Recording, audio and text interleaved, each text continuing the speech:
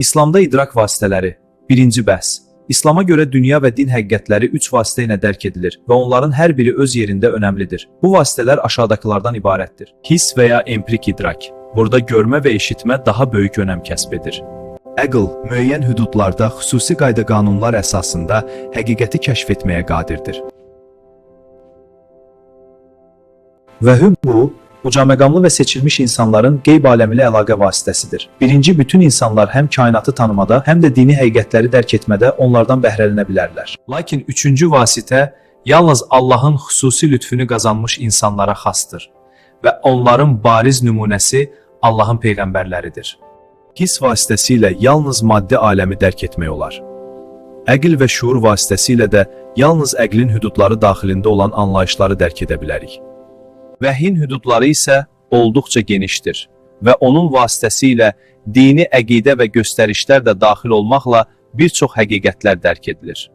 Qurani-Kərimin bir sıra ayələrində bu vasitələrdən söz açılmışdır. Nümunə olaraq burada həmin ayələrdən ikisini qeyd edirik. Hiss və əql haqda buyurulur. Vallahu axrajakum min butuni ummahatikum la ta'lamun şey'a və ca'ala lakumus-sem'a vel-absara vel-af'idə la'allakum təşkurun.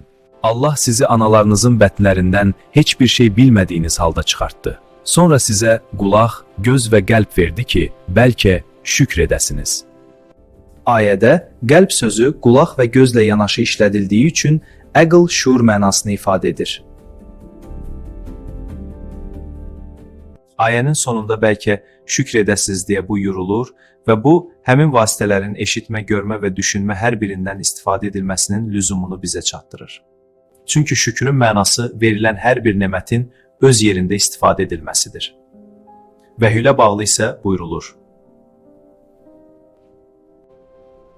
وَمَا أَرْسَلْنَا مِنْ قَبْلِكَ إِلَّا رِجَالًا نُوحِي إِلَيْهِمْ فَاسْتَلُوا أَهْلَ الذِّكْرِ إِنْ كُنْتُمْ لَا تَعْلَمُونَ.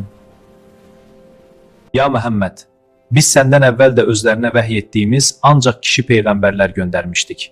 Əgər bunu bilmirsinizsə, zikr kitab, elm əhlindən soruşun. Dindar insan kainatı və dini dərk etməkdə hissdən istifadə edir. Lakin hiss əksər hallarda əql və şuurun mühakiməsi üçün zəmin yaradır. Əql vasitəsilə də insan Allahı, onun sifət və fəllərini dərk edir. Bu vasitələrin hər biri öz yerində önəmlidir və həqiqətlərin kəşf edilib üzə çıxarılmasında istifadə edilə bilər.